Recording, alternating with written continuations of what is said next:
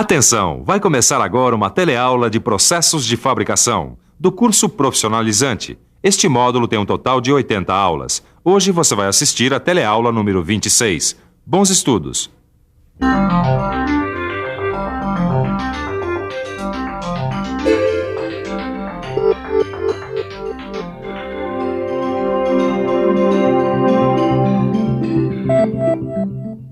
Na teleaula passada, você viu alguns processos de cortes feitos com tesouras manuais. Mas em qualquer tipo de processo de corte que você possa imaginar, vai acontecer o seguinte: o material cortado sempre vai apresentar algum sinal desse corte. Arestas, rebarbas, cantos vivos, que se não forem retirados, podem ocasionar algum acidente ou então prejudicar o alinhamento da peça. Bom, como resolver esse problema? É o que você vai ver na teleaula de hoje. Hoje você vai conhecer uma operação muito útil que permite eliminar esses excessos de materiais, até mesmo se eles estiverem em locais em que a máquina não possa alcançar. É a limagem. Vai aprender sobre os diversos tipos de limas e seus usos e quais os principais passos no processo da limagem. Você vai ver que o processo da limagem é quase todo ele manual, embora ele possa ser realizado, dependendo das circunstâncias, com o auxílio de uma máquina. Você está preparado? Então, vamos lá. Nossa teleaula de hoje está apenas começando.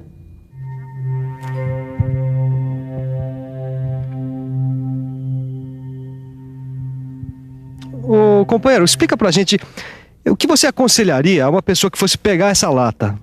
Teria que tomar cuidado ao pegar aqui, porque tem rebarbas e pode cortar o dedo, se machucar, né? Pois é.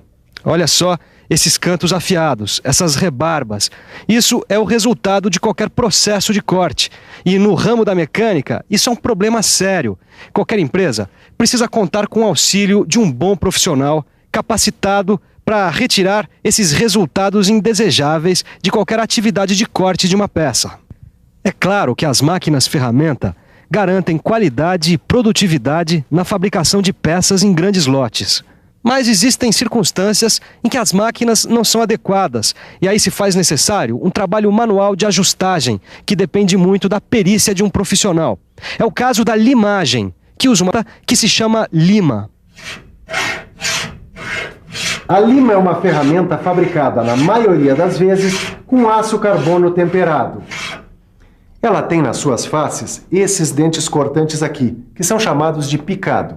É com esses dentes que a lima realiza a operação de limagem, como essa que eu estou fazendo nessa peça aqui. Dá só uma olhada. Com a limagem, eu consigo retirar uma camada extra e indesejável de material. Agora, não é só pegar qualquer lima e ir limando, não. Como toda atividade, esta também tem os seus segredos e macetes, e é bom você aprender com cuidado. O primeiro deles é que existem vários tipos de lima para vários tipos de material. Olha só, tá vendo? Cada uma delas tem a sua função. Essa aqui é uma lima do tipo chata. Você vai utilizar uma lima como essa em superfícies planas, externas ou internas, com um ângulo reto ou obtuso. Essa aqui é uma lima redonda. Você vai utilizá-la em superfícies côncavas e pequenos raios. Agora, se você encontrar um ângulo agudo maior que 60 graus, não se desespere. Aí você vai poder contar com o auxílio de uma lima triangular. No seu livro você vai encontrar uma tabela pormenorizada com os vários tipos e formatos de lima. Agora, essa classificação não é só quanto ao formato delas, não. Existem diferenças como a inclinação do picado, que pode ser simples para materiais como latão e duplo para materiais do tipo aço e ferro fundido. Outra diferença entre as limas está no número de dentes. Por exemplo, a lima tipo bastarda, ela tem de 6 a 8 dentes por centímetro e é usada geralmente para desbaste. Agora, a lima do tipo mursa tem de 12 a 16 dentes por centímetro e geralmente é usada para acabamento. Agora, outra diferença está no tamanho, que pode variar de mais ou menos 4 polegadas até 12, dependendo, é claro, da superfície que vai ser limada. Como você pode ver, esse negócio de limar tem lá a sua ciência, E não para por aí. Preste atenção para aprender mais.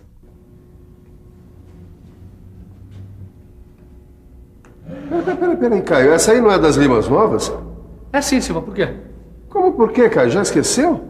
Ué, tô fazendo alguma coisa errada aqui? Claro que tá, né, Caio? Você tá usando uma lima nova numa peça fundida, ainda com areia do molde, rapaz. E é mesmo, Silva, agora que eu me lembrei. Vai desgastar muito rápido o picado. Mas pode deixar que eu vou trocar.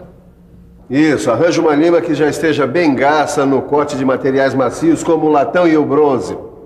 Esse é um dos muitos cuidados que o profissional que trabalha com limagem deve ter.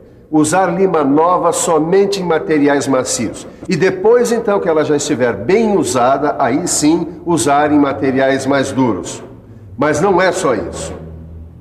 Caio, eu vou dar novamente algumas dicas sobre os cuidados com as limas, tá? Esse é o tipo de coisa que nunca é demais repetir. Pois bem, não fique alternando os lados da lima. Use um dos lados da lima até gastar e depois passe para o outro. Bom, isso eu já estava fazendo, Silva. Outra coisa que eu não me esqueci foi de usar uma lima adequada ao tamanho da peça que vai ser limada. Muito bem. Olha, não é bom limar peças mais duras do que o material com o qual a lima foi fabricada, tá? Quando a lima for nova, pouca pressão sobre ela durante o trabalho. Agora, quando você estiver trabalhando com uma lima já gasta, aí você pode usar mais pressão. Então vamos lá, né? E não esqueça de guardar tudo direitinho, viu? A ordem é fundamental para a preservação dos instrumentos de trabalho. As limas devem ser guardadas em suportes como esses aqui e longe da umidade. Existe também um outro grupo especial de limas. Elas são limas pequenas, como essas aqui, feitas inteiramente de aço.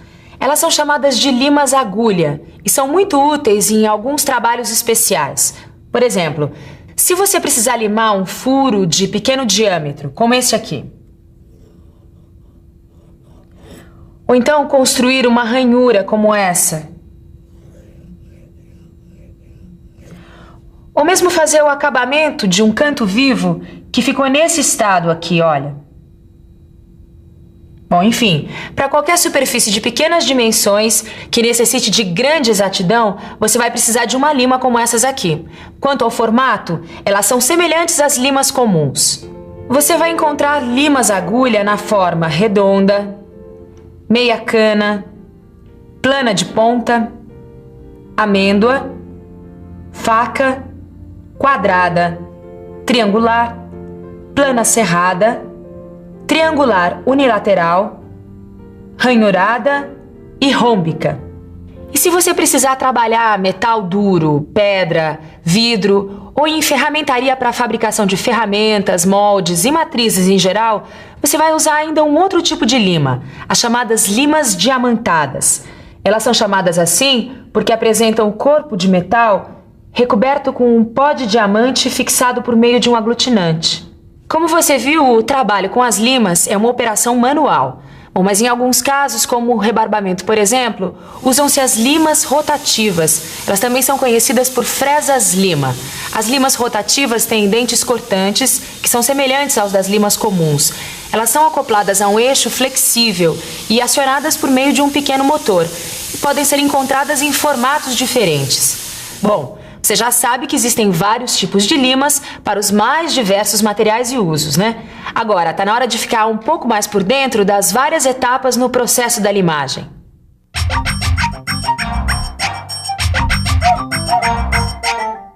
A limagem manual pode ser realizada por meio de várias operações. Você pode, por exemplo, ter de limar uma superfície plana.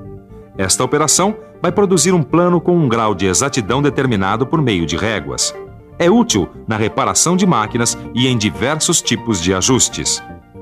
A limagem de uma superfície plana paralela produz um plano paralelo cujo grau de exatidão é controlado com o auxílio de um instrumento como o paquímetro, o micrômetro ou o relógio comparador, e é empregada na confecção de matrizes, em montagens e ajustes diversos.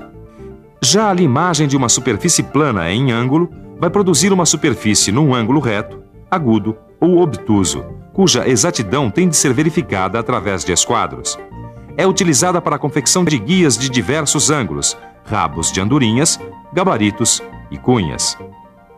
Você pode também se deparar com a necessidade de limar uma superfície côncava ou convexa. Este trabalho vai produzir uma superfície curva interna ou externa que vai ser verificada por verificadores de raios e gabaritos. Tem muita utilidade na execução de matrizes, guias, chavetas e gabaritos. Por fim, existe também a limagem de material fino, como as chapas de até 4 milímetros, que é utilizada na usinagem de gabaritos e lâminas para ajuste. Tá bem interessante, viu, Caio? Vem dar uma olhada nesse trabalho de limagem feito aqui pelo Lauro. Para você que está se especializando, é muito importante observar o trabalho de alguém já com bastante prática. Tá, e o que vai ser feito aí, hein? Bom, ele está limando uma superfície plana que, dentre as operações feitas com lima, é a que apresenta menor grau de dificuldade. Mas o que importa é que, como as outras, ela deve ser feita com exatidão e consciência. E prevê a realização de diversas etapas, começando com a fixação da peça na morsa. Olha lá, a superfície a ser limada deve ficar na posição horizontal, alguns milímetros acima do mordente da morsa. E é preciso lembrar sempre de proteger as faces da peça que já estão acabadas, usinadas, prontinhas com a utilização de um mordente de proteção, que pode ser uma chapa de um material mais macio que o da peça fixada. Depois de colocado o mordente de proteção, é preciso escolher a lima. Certo. E no caso, como é uma superfície plana, deve ser uma lima chata. Esse é o melhor modo de se segurar a lima para verificar se o cabo está bem fixado. Depois, apoie a lima sobre a peça, observando a posição dos pés. Quando estiver limando, faça o trabalho através de passes sucessivos, cobrindo toda a superfície que vai ser limada e usando todo o comprimento da ferramenta. Em relação à superfície da peça, a lima pode correr de modo transversal, ou mesmo obliquamente em relação à superfície da peça. E a velocidade da limagem? Boa pergunta, Caio. A velocidade pode variar, alguma coisa entre 30 a 60 golpes por minuto, certo? Mantendo sempre a uniformidade do movimento. E lembrando sempre de controlar a planeza da peça limada com o auxílio da régua de controle. Outra coisa importante de se lembrar, para evitar riscos na superfície limada, é usar uma escova ou raspador de cobre para limpar os cavacos presos aos dentes da lima. Então, Caio, alguma dúvida? Nenhuma, Silva. É sempre bom a gente ver um profissional experiente trabalhando. A gente aprende bastante, né? É sim, e tem sempre alguma coisa a mais para se aprender no ofício. O importante é a prática. Pois muito bem. Você sabe então agora que a operação de limagem é artesanal e o resultado vai depender da habilidade do profissional. E agora é hora de uma boa revisão. E atenção, se liga aí que é hora da revisão. Na teleaula de hoje, você conheceu uma operação que permite eliminar os excessos de material causados por uma operação de corte, mesmo que eles estejam em locais que a máquina não pode alcançar. É a limagem. Viu que o instrumento utilizado nesta operação é a lima. Conheceu suas características e os vários tipos de limas, adequados para os mais diversos materiais e tipos de operação.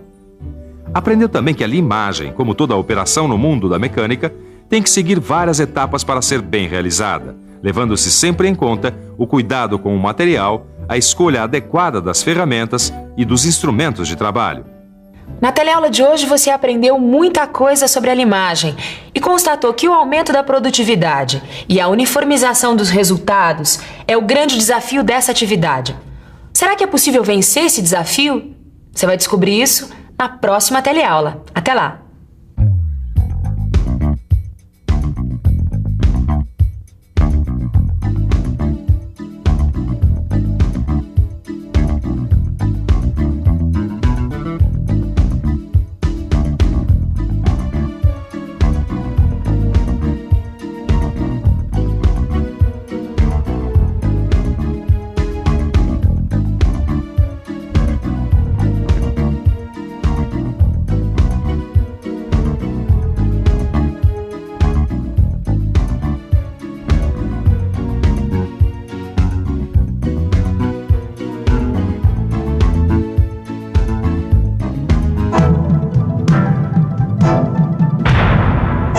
Telecurso 2000, um programa de educação do Sistema Fiesp e da Fundação Roberto Marinho.